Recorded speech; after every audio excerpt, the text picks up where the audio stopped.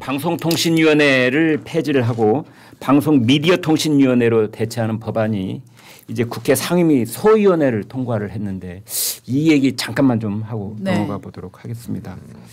사실은 뭐 그게 그거 아니냐 거의 100% 복부 타듯이 이제 이름만 바꿔서 그냥 이렇게 새로 하나 만드는 건데 대개 이런 경우에는 이제 그 통설에 따르면 가령 세 가지 정도의 이제 쟁점이 있을 수가 있습니다. 사무 이관을 어떻게 하느냐, 또 하나는 이제 직원들을 어떻게 승계를 하느냐, 그다음에 이제 청사를 어떻게 할 것이냐, 뭐 이런 정도 얘기가 있다고 그래요. 그런데 이번에는 문제가 되는 게 뭐냐면은 바로 방송미디어통신법에 따르면 거기에 부칙 4조가 문제입니다. 그 부칙 4조에 딱 찍어서 모든 직원들을 이제 이관을 하는데, 그러니까 이 법 시행 당시 방통위 소속 공무원은 방미통위 소속 공무원으로 본다라고 규정을 하는데 가로 열고 닫고 정무직은 제외. 이렇게 해놨어요. 그러니까 이진숙만 나가. 그러니까 방통위에서 정무직이 딱 한 사람이 있는데 그게 이진숙입니다. 그러니까 차마 고유명사를 받지 못하니까 정무직이라고 해놨어요. 이거 어떻게 해야 됩니까? 그러니까 정말로 이진숙을 자르고 싶은데 자르면은 논란이 될 것 같으니까 그냥 조직을 없애버린 거잖아요. 그렇죠. 조직을 바꿔버린 거잖아요. 더 나쁜 거죠. 사실 사람 그냥 자르는 것보다 더 나쁜 거 아닙니까? 정말 교묘하고 사악한 행위 아닙니까? 그러니까 국가의 체계를 막 이제 뒤흔드는 건데. 그러니까 어떻게 보면 트럼프 대통령이 SNS에 썼던 숙청이나 혁명이 벌어지고 있는 거냐란 말이 맞는 말이었구나라는 이제 생각을 하게 되는 거죠. 법을 바꿔서 사람을 잘라내면 숙청 아니냐라고 이제 이진숙 위원장이 말했던데 지금까지 한 번도 본 적이 없던 방법으로 저 사람이 마음에 안 드니까 부처를 다 통째로 없애버리고 새로운 것을 만들어내는 이런 행위를 하는 것이지 않습니까? 정부조직법도 마찬가지입니다. 어제 조선일보 사설이 뭐 대한민국이 신생 독립국이냐 뭐 이제 이런 거였는데 국가의 체계잖아요. 이게 정부 조직이라는 것은 결국 국가가 어떤 방향으로 나아갈 것이냐에 대한 것이 담겨 있는 것이고 거기에는 국민적인 합의도 있어야 되는 것이고 여야 간의 대화도 있어야 되는 것인데 그런 것이 그냥 일절 없이 정부 조직을 완전히 그냥 뜯어 고쳐가지고 25일에 처리를 하겠다고 하지 않습니까? 그렇죠. 2주밖에 남지 않았는데 그냥 해버리겠다는 거지 않습니까? 이거는 혁명 때도 이렇게는 안 했을 거예요. 혁명 때도. 맞습니다. 그러니까 이제 이게 아마 이 법은 딱 두 가지로 구성되어 있을 가능성이 있어요. 가령 기존의 방송통신위원회 법을 폐지한다. 이거 한 줄짜리 법안이 있을 겁니다. 또 하나는 방송미디어통신위원회를 신설한다. 이런 것 아예 이제 쭉 그 법을 그대로 갖다 붙인 것이 또 이제 하나 있겠죠. 그런데 모든 법에는 경과 규정하고 유예 규정이 이제 늘 있기 마련인데 이 부분에 이제 부칙에 경과 규정이 들어가는데 여기에 직원들은 그대로 이관한다. 뭐 업무도 뭐 미디어 관련 과기부에 있던 것만 이제 따로 조금 떼오는 거 말고는 그대로 이관한다. 아마 이렇게 됐을 겁니다. 이미 기존에 하고 있던 활동이 대부분이에요. 그래서 이것을 이제 어떻게 해야 되느냐. 지금 이진숙 위원장이 그런 생각을 갖고 있는 것 같아요. 유연법률 심판 재청 신청. 그러니까 어떤 직 하나를 콕 찍어서 속아내는 듯한 경과 규정은 이건 헌법 정신에 어긋나는 것이다. 그래서 이건 당연히 유연법률 심판 재청을 이제 신청하는 것. 이제 이게 하나 남아 있는 것 같습니다. 이걸 이제 윤석열 정부 시절로 되돌이켜 보면은 윤석열 정부 시절에 전현희 국가인권위원장이 맨날 1인 시위하고 그런데 정부에서는 전현희 위원장이 좀 나갔으면 좋겠는데 안 나간다고 소가리하고 막 이랬지 않았습니까? 그렇죠. 그런데 이제 그러면은 전현희 저 위원장을 뽑아내기 위해서 국가인권위원회를 국가인권존중위원회로 이름을 조직을 바꾸는 이런 지금 행위를 한 거랑 똑같은 거잖아요. 그러니까 처음에는 법인카드로 빵 사 먹었다 이걸로 걸어가지고 어떻게든 내쫓으려고 하는데 그게 이제 법리적으로 잘 구성이 안 되니까 그게 이제 없던 일로 하고 일단 묻어놓고 일단은 빨리 쫓아내자. 그래야 지금 방송 3사의 이사진을 새로 구성을 해가지고 빨리 새로운 경영진으로 출범을 시켜야 되는데 이제 여기 지금 이진숙 위원장이 딱 버티고 있으니까 지금 이제 한마디로 말하면 똥줄이 탄 거죠. 이 저 지방선거는 다가오고 있는데 그래서 아마 이렇게 무리한 무리수를 두고 있는 게 아닌가 싶어요. 한상혁 위원장처럼 뭐 종편의 재승인 점수를 조작했다라거나 뭐 그런 것도 아니잖아요. 이진숙 위원장은 뭐 빵 법인카드 의혹이 있긴 하지만 이재명 대통령이 경기도지사 시절 썼던 것처럼 구체적인 혐의가 없어요. 직원들이 썼다라는 것밖에 없고 사적으로 유용한 어떤 구체적인 증거 내지는 증언이 없습니다. 정황이 안 나오고 있어요. 정황이 안 나오고 있어요. 아무리 파도 안 나오고 있어요. 그러면 민주당이 과감하게 인정을 하고 함께 이렇게 가야 되는 건데 조직을 없애겠다라는 거는 이해가 안 되는 거고요. 근데 그럼에도 괄호 열고 정무직은 제외한다라는 건 저는 위헌이라고 봐요. 이거는 어떻게든 보면 해고 행위와 똑같다고 봅니다. 이걸 노동청 내지는 법재판소에서 받아들일 일은 만무하다. 미국의 실리콘밸리에 재벌이 있었는데 자기를 엄청나게 조지는 언론사가 있었어요. 그 사람이 소송을 7천억인가 뭐 8천억인가를 받는 소송에 이겼어요. 그래서 그 언론사를 폐간시켜 버렸어요. 아 맞다. 기억난다.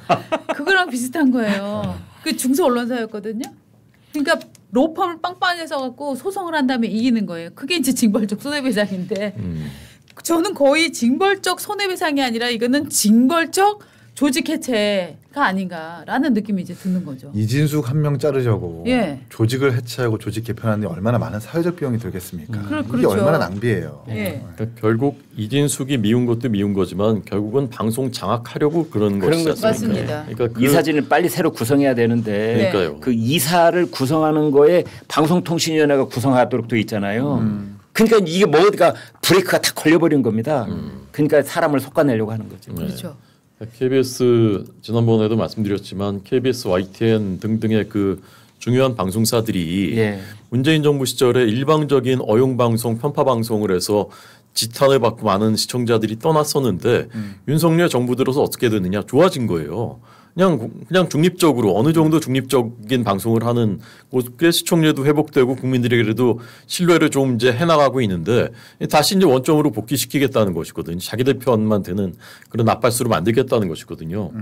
이재명 정부의 100일 동안 마치 뭐 무슨 그 중도 실용 뭐 이런 식으로 이제 잘 분식을 하고 있지만 실제로 보면 모든 것이 법치 완전히 무너졌죠. 내란 특별재판부까지 만들겠다라고 하고 대법관 26명으로 증언하겠다고 하지 않습니까? 언론 완전히 장악해서 방송 장악 악법 참 설마 하던 그런 악법들이 다 입법시켰죠. 그다음에 시장경제 노란봉투법 3법 개정안을 통해서 기업들 다 옥죄고 이렇게 했지 않습니까? 한미동맹 어떻게 됐나요? 허울뿐인 그냥 한미 정상회담 했지만 실제로는 아무 합의도 실질적으로 이루어지지 않고 대미 투자펀드 어떻게 운용할지조차도 지금 그 불투명한 그런 상태에 있는 것이지 않습니까? 그다음에 국가의 전반적인 방향 또 다시 문재인 정부 시즌2로 가고 있습니다. 검찰 해체시키려고 또 저렇게 악수를 두고 그다음에 탈원전 또 그 방향으로 지금 가려고 기후에너지 부라는 환경부로 또 정책 이관하겠다는 것이지 않습니까?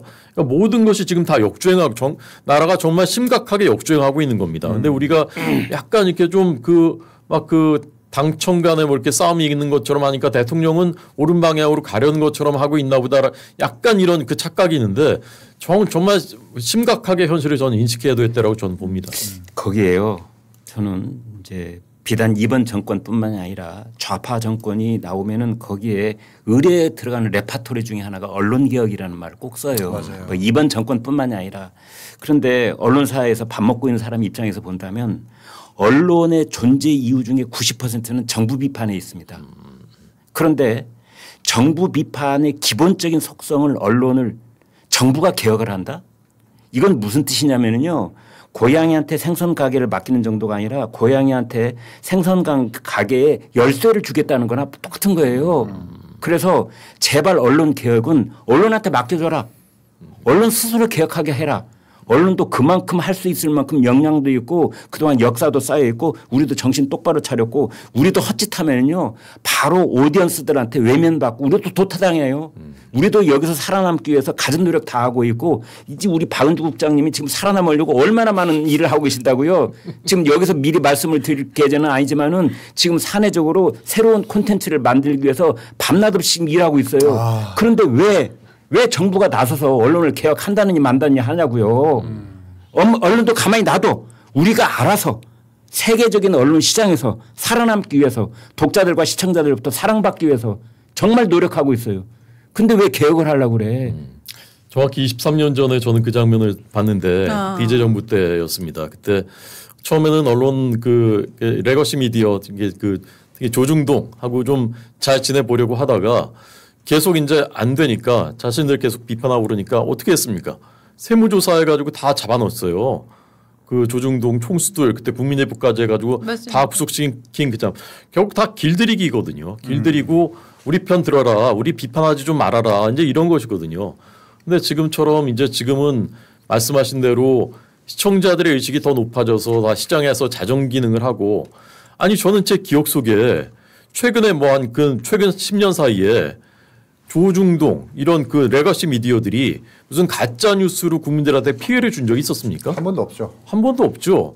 이런 거는 진짜 제가 보기에는 이런 거 하는 거는 김어준을 비롯한 그 유튜버들, 좌파 유튜버들이 결정적인 그런 것들 다 했었던 거 아닙니까? 맞죠. 그리고 이번에 예루든 어제 정청래 대표가 예루든 그 뭐 중국인들 뭐 그 있었죠. 가짜 뉴스 있었잖아요. 그럼 그거대로 대응하면 되는 거예요. 지금 있는 법대로.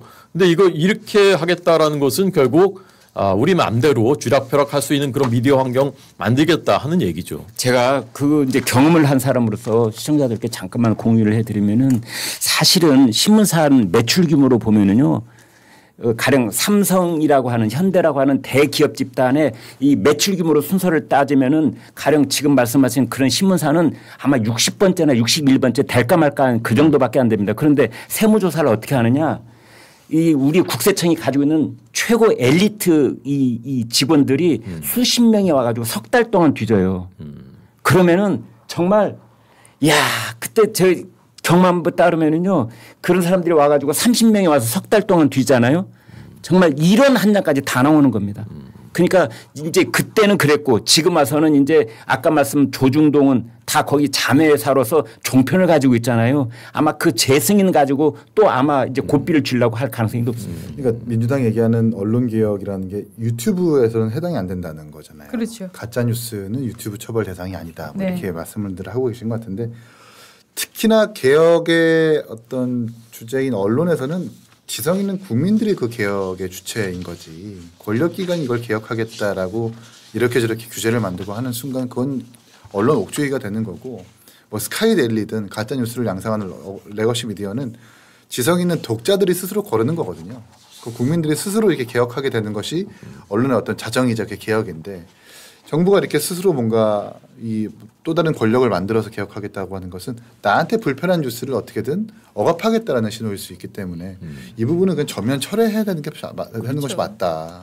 공영방송을 제외하고는 이제 언론사에는 돈을 지원해서도 안 되고요. 맞아요.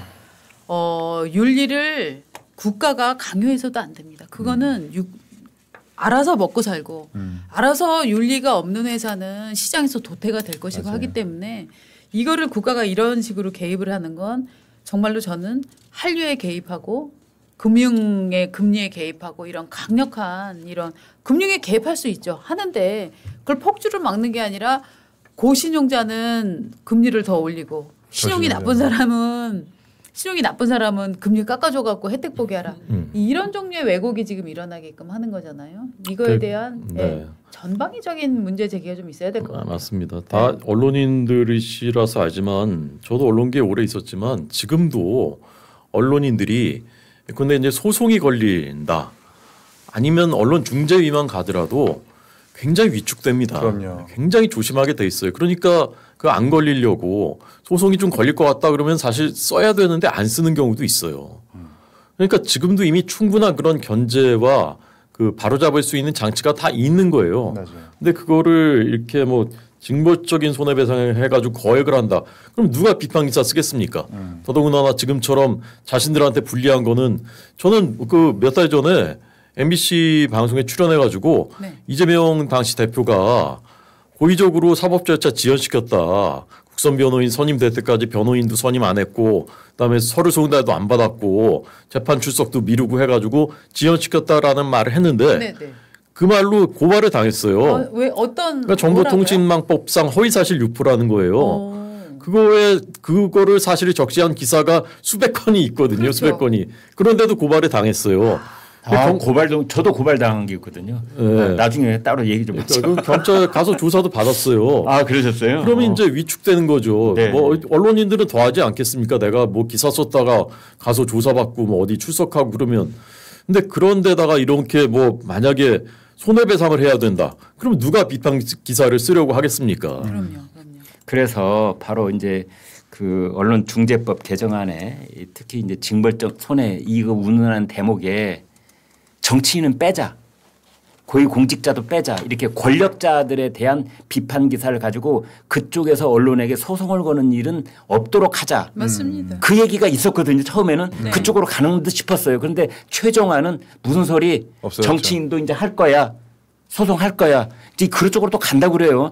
최종안이 어떻게 될지 두고 봐야 알겠습니다만은. 이게 되게 재밌는 대목이요. 이재명 대통령이 그 얼마 전에 그 얘기를 했잖아요. 가짜 뉴스 유튜버들한테 제일 좋은 대응 방법은 징벌적 손해배상하게 하는 거다. 금융치료다. 금융치료다. 네. 예. 그래서 이 얘기 듣고 그러면 김어준이 제일 먼저 해당되겠네 다 그랬었거든요. 네. 근데 지금 민주당 법안에 유튜버를 뺀대잖아요. 네, 그렇죠. 유튜버는 뺀대잖아요. 그러니까 진짜 이 김어준 그 대통령을 위해서 여의도 총리가 용산 총리 말 안 듣고 이거 패준 거 아닌가? 그렇게 해석되더라고요. 그렇네요. 네. 그때 대통령실에서 대통령실 출입기자단 명단에 유튜버 셋을 포함시켰어요. 맞아요. 김어준 포함시키고 고발뉴스하고 취재편의점하고 다 친정부 성향을 가지고 있다고 우리가 말하고 있는 거기만 딱 포함시켰거든요. 그래서 유튜버들도 이제 언론사 대접받는구나 했는데 징벌적 손해배상에서 싹 빼겠다. 오 이거 도대체 어떻게 되는 거예요? 명청 교책이 맞네요. 명청 교책이? 명청 교책이. 명청어.